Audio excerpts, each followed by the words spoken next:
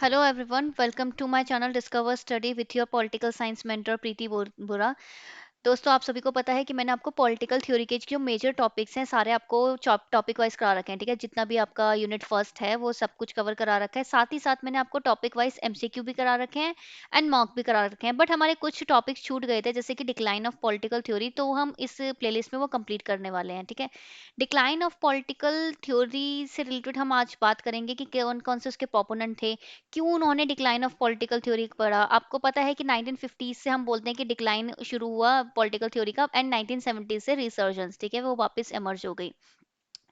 इससे पहले कि हम इस वीडियो में आगे बढ़े, आप सबसे एक वो बात कहना चाहूंगी कि देखो, आपके कोई भी डाउट्स होते हैं ना, आप इधर ही कमेंट सेक्शन में लिखा करो, क्योंकि एक वीडियो से रिलेटेड अगर डाउट्स उधर ही सॉल्व हो जाएंगे ना, तो एक कंटेंट क्रिएट हो जाता है। ठीक है, एक कंटेंट आपको किसी के भी सेम डाउट हो तो वो कमेंट से आपको मतलब रेफर कर सकते हैं। और इस वीडियो को लाइक कर लो, चैनल को सब्सक्राइब कर लो, सो दैट आपको सारी इन्फॉर्मेशन मिलते रहे, एंड जो भी अपकमिंग वीडियोस हैं वो उसकी नोटिफिकेशन आपके पास आती रहे। इसके लिए आप बेल आइकन दबा दीजिए। एंड मैंने आपको पहले भी बता रही हूँ कि मैं ऑलरेडी आपको मॉक वगैरह करा ही रही हूँ। ठीक है, पीवाईक्यू ये सब करा ही रही हूँ। इसके साथ साथ एक आपको बताना चाहूंगी कि मेरा अन अकेडमी में हमारा foundation and complete course launch हो गया है। ठीक है, बैच स्टार्ट हो गए हैं, जिसमें फिलहाल हम फाउंडेशन कोर्स की 2 क्लासेस ऑलरेडी ले चुके हैं। कल हमारा पॉलिटिकल इंस्टीट्यूशंस वाली क्लास होगी, एंड डिटेल्ड और बेसिक दोनों कोर्स हम कराने वाले हैं। बेसिक कोर्स में क्या होगा, आपका बेसिक बेसिक सारी चीजें होंगी। ठीक है, 4 क्लासेस में सब कुछ खत्म हो जाएगा, बिकॉज सबको पता है कि क्या सिस्टम है यहाँ पे, कि 3 क्लास के बाद एक आपकी क्या होती है, एक आपकी डाउट क्लास होती है। एंड मैंने आपके लिए स्पेशली, जो लोग पे नहीं भी कर रहे हैं उनके लिए स्पेशल क्लास रखी है, that is free of cost सबके लिए। 12 से 1 आप इसके एमसीक्यू करोगे, राइट, ये आप एमसीक्यू करोगे, सो दैट आपको पता चल जाएगी किस टाइप के एमसीक्यू आते हैं। इस फाउंडेशन कोर्स में आज मैंने स्ट्रेटेजी बताई है, कैसे नोट्स बनाने हैं, क्या मटेरियल रेफर करना है, ये सब कुछ आज मैंने आपको बता रखा है, राइट। उसके अलावा मैं बताना चाहूंगी कि टाइमिंग रहती है हमारी 10 बजे, और क्लास की ड्यूरेशन है 1.5 घंटा। ठीक है, 11:30 तक हो जाता है कंप्लीट कोर्स हमारा स्टार्ट। मेरा जो स्टार्ट होने वाला है, मैंने कवर कर रही हूँ यूनिट नंबर 5, 6 एंड 7, यानी कि इंटरनेशनल रिलेशन, फॉरेन पॉलिसी और पॉलिटिकल इंस्टीट्यूशंस, राइट।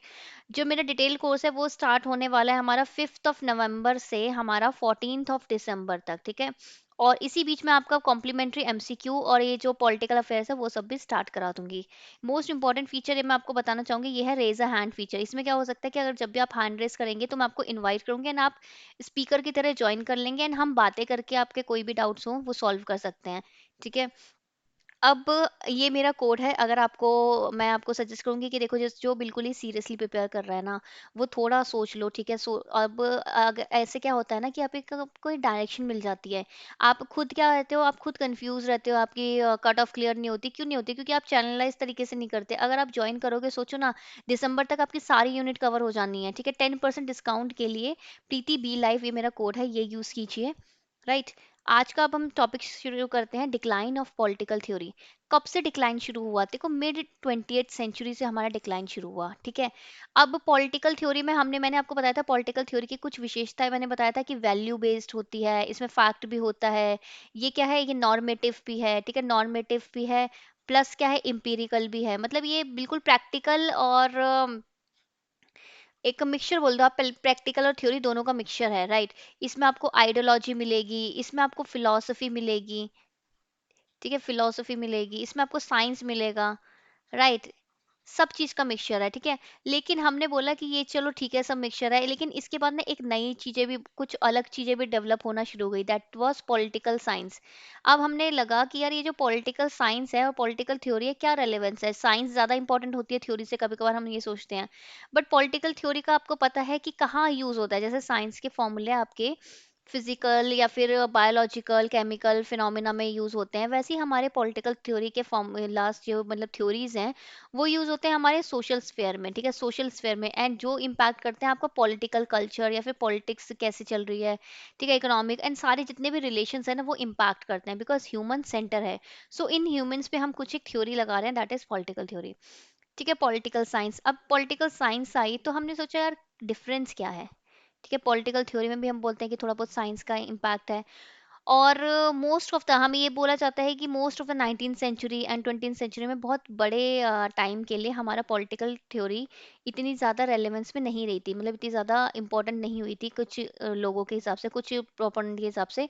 तो उन्होंने बोला था कि डिक्लाइन है पॉलिटिकल थ्योरी। तो देखते हैं किस किसने क्या डेफिनेशन दी और क्या चीज़ हुई। डेविड एस्टन की बात करते हैं, ठीक है। डेविड एस्टन की अगर मैं बात करती हूँ, तो अमेरिकन पॉलिटिकल साइंटिस्ट थे, उनकी एक बुक थी पॉलिटिकल साइंस, एक inquiry into state of political science 1953, ठीक है। उन्होंने बोला कि ये जो पॉलिटिकल थ्योरी है ना, ये तो पूरा स्पेकुलेशन है। स्पेकुलेशन मतलब आप तुक्के में नहीं करते कि तुक्के में आप अनुमान लगा रहे हो, स्पेकुलेट कर रहे हो, हिंदी में भी अवेलेबल है, ठीक है। हाँ, तो ये कह रहे हैं इस पे बेस्ड है। लेकिन अगर मैं साइंस की बात करूँ, साइंस में क्या है, ये साइंस में अगर मैं कुछ भी इनपुट डालूंगी, ठीक है, तो मुझे पता है किस टाइप का आउटपुट आएगा, राइट। सो अब मैं बोलूँ कि अब मैं एक तरफ है कि एक चीज जो कि स्पेकुलेशन पे बेस्ड है, और एक चीज है जिसमें आपको पता हो कि डिजायर्ड रिजल्ट क्या है। इन्होंने बोला कि जो ट्रेडिशनल पॉलिटिकल थ्योरी है ना, वो प्रोडक्ट था turmoil of the characterise of the past ages, कि उस समय के जो इवेंट्स हो रहे थे ना, वो इवेंट्स कैसे, जैसे कि आपको पता है पुराने जमाने में क्या होता था, वॉर्स वगैरह हो गए, एक दूसरे का क्या हो गया कि एम्पायर ले लिया, टेरिटरी ले ली, और उनके बीच में क्या रिलेशन है, किस तरीके से ट्रेड है, वर्ल्ड वॉर वगैरह, ये जितने भी इवेंट्स हुए हैं ना उस समय के, उसी का ही नतीजा है पॉलिटिकल थ्योरी। इसमें बोला कि हमने ग्रीस में फ्लरिश की थी प्री प्लेटो डेज से, ठीक है, प्लेटो से पहले वो हुई थी। इटली इटली में हमने देखा था 15 सेंचुरी में, इंग्लैंड में हमने देखा था 16 सेंचुरी में, 17 सेंचुरी में, फ्रांस में हमने देखा था 18 सेंचुरी में, राइट। ये सब चीजें देखी थी। अब इसके बाद हमने क्या देखा, इसके बाद हमने बोला कि इतना ज्यादा कुछ है नहीं, तो इसका मतलब हमने बोला कि डिक्लाइन हो रही है। अब कंटेम्प्रेरी सोसाइटी में हमने बोला कि इसकी कोई ज्यादा रेलेवेंस रही नहीं है, ठीक है। डिक्लाइन बेसिकली अगर हम एस्टन ने बोला, इसलिए इन्होंने अपील की, एस्टन ने अपील की, उन्होंने बोला कि भाई एक ना बिहेवियरल पॉलिटिकल साइंस की तरफ अब हमारा झुकाव होना चाहिए। क्यों? क्योंकि अब ना पहले क्या होता था, पहले जितने भी रिलेशंस होते थे ना, वो इंस्टीट्यूशन बेस्ड थे, वो स्टेट बेस्ड थे, वो इंस्टीट्यूशन बेस्ड थे। लेकिन अब जो रिलेशन होते हैं आफ्टर बिहेवियरल रेवोल्यूशन, ठीक है, बिहेवियरल रेवोल्यूशन के बाद, ठीक है, बिहेवियरल जब हमारे जितने भी रिलेशन होते हैं वो ह्यूमन सेंट्रिक है, ठीक है, ह्यूमन बिहेवियर पे डिटरमाइन होते हैं। तो हमने बोला कि बिहेवियर पॉलिटिकल साइंस है ना, इसकी हमें ज्यादा जरूरत है, जो कि बाकी सोशल साइंस से क्लोज भी है, और हमें हेल्प करती है डिसीजन मेकिंग में, ना कि हमें पॉलिटिकल थ्योरी की। उन्होंने बोला traditional political theory basically concern है कि क्या सोसाइटी की वैल्यूज होंगी, और क्या मॉडर्न पॉलिटिकल साइंस है need not take efforts in this direction, ठीक है। वो हम जो पॉलिटिकल साइंस है वो वैल्यूज की साइड में इतना एफर्ट्स नहीं है, बल्कि क्या बिहेवियर होगा, क्या इंपैक्ट होगा, कैसे रिलेशन चलेंगे, उस चीज पे ज्यादा ध्यान है। उनका बिलीव करना था कि जो वैल्यू है ना, वो रिप्रेजेंट करती है इंडिविजुअल को या फिर ग्रुप की प्रेफरेंस को, ठीक है, और एक सोशल कंडीशन है इन विच दे आर डेवलप, ठीक है। और ये कैसे डिटरमाइन किए जाते हैं कि उस जिस कंडीशन में वो लोग खुद डेवलप हुए हैं, मतलब किसी एक ग्रुप को इन सबको प्रायोरिटी देती है वैल्यूज। लेकिन अगर हम कंटेम्प्रेरी सोसाइटी बोले, तो इनका अपना एक अलग से वैल्यू सिस्टम है, उनके खुद के एक्सपीरियंस पे बेस्ड है, उनका खुद का विजन पे बेस्ड है, ठीक है, उनके खुद के विजन पे बेस्ड है। तो उन्होंने बोला कि हमें फोकस करना चाहिए कि कैजुअल थ्योरी का, कि टू एक्सप्लेन कि पॉलिटिकल बिहेवियर क्या है, कि बिहेवियर कैसे एक्सप्लेन कर सकते हो, हम थ्योरी पे अब रिलाई नहीं कर सकते, इन्होंने बोला। फिर अल्फ्रेड कोबन की बात करें, उनका एक पेपर आया था, ठीक है, उस पेपर का मैं टाइटल आपको दे देती हूँ, the decline of political theory, जो पब्लिश हुआ था in the political science quarterly में। उन्होंने बोला था जो पॉलिटिकल थ्योरी है ना, उसका सिग्निफिकेंस अब खत्म हो गया है कैपिटलिस्ट एरा में as well as communist system में। वाई? क्योंकि अब इनका क्या है, कैपिटल सिस्टम वो इंस्पायर है आइडिया ऑफ लिबर्टेरियन डेमोक्रेसी से, ठीक है। और जिसमें हमारा क्या है, no political theory of democracy, तो डेमोक्रेसी की कोई पॉलिटिकल थ्योरी नहीं है। It was also characterised by overwhelming role of bureaucracy, और यहाँ पे किसका रोल, ब्यूरोक्रेसी का, मिलिट्री मशीन है, इन सब का रोल ज्यादा है, जो कि क्या है, ये सब चीजें किस पे बेस्ड है, ये प्रैक्टिकलिटी पे बेस्ड है, ठीक है, प्रैक्टिकल चीजों पे बेस्ड है, ना कि एक थ्योरी पे। तो पॉलिटिकल थ्योरी प्रैक्टिकली कोई रोल प्ले नहीं करती क्या अब ये सिस्टम के लिए? ऑन द अदर एंड अगर मैं कम्युनिस्ट सिस्टम की बात करूं, इसका बेसिकली नई नई जो पार्टी का ऑर्गेनाइजेशन है, रूल ऑफ स्मॉल ओलिगार्की, इन सब पे चलती है। तो पॉलिटिकल थ्योरी ने तो एक सिट बैक ले लिया है। बट बट और इनके क्या आर्ग्यूमेंट्स है, देखो इन्होंने अपने आर्ग्यूमेंट्स ना 4 पॉइंट पे रखे। उन्होंने बोला देखो 4 पॉइंट है, मेरे 4 फैक्टर्स है जिससे मैं बताना चाह रहा हूँ कि पॉलिटिकल थ्योरी नहीं है। एक तो हिस्टोरिकल है, ठीक है, हिस्टोरिसिज्म वाला है कि उस पर्टिकुलर एज के कुछ इवेंट्स थे उसके बारे में है। दूसरा मॉरल रिलेटिविज्म, ठीक है, ये क्या है, मोरालिटी के लिए आप इसको रिलेट कर सकते हो, ठीक है, हिंदी में भी दे रखा है, ऐतिहासिकता, नैतिक सापेक्षवाद। इसमें हमें कंफ्यूजन है कि कौन सी साइंस है, कौन सी थ्योरी है, क्रेजी फॉर साइंस, राइट। और तीसरा हाइपर फैक्चुअलिज्म, कि हमेशा बहुत ज्यादा हाइपर फैक्चुअलिज्म है। अब क्या है, अब हमारे फैक्ट्स गवर्न नहीं करते, अब हमारा ह्यूमन ह्यूमन बिहेवियर है ना जो, वो गवर्न करता है। और उसके बाद भी हमने देखा है कि कंपैरेटिव पॉलिटिक्स और आईआर में भी काफी अप्रोचेस आए।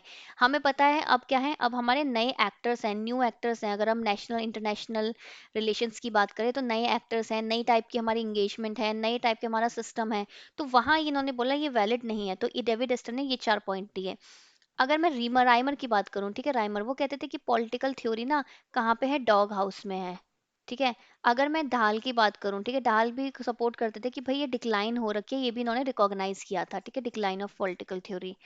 नेक्स्ट अगर मैं बात करती हूँ अल्फ्रेड कोबान की, ठीक है, उनके आर्ग्यूमेंट्स कहते हैं, ठीक है, ARGU, उनके आर्ग्यूमेंट्स थे कुछ। उन्होंने बोला unrestricted expansion of the scope of state activities, कि पहले जो स्टेट होती थी उसका काम और अब का काम बदल गया है। ठीक है, बहुत ही ज्यादा चेंजेस हैं, जैसे मैंने आपको बताया न्यू एक्टर्स आए। ठीक है, न्यू एक्टर्स आएंगे तो नई इंगेजमेंट होगी, नई इंगेजमेंट है तो नई इंगेजमेंट है तो नया टाइप के रूल्स भी तो होंगे, नए लॉज भी तो होंगे, नए रूल्स होंगे। ठीक है, नई टाइप के सिस्टम होगा। ठीक है, सिस्टम भी ये सब कुछ नया होगा। इस वजह से हम पुराने सिस्टम पे रिलाई नहीं कर सकते।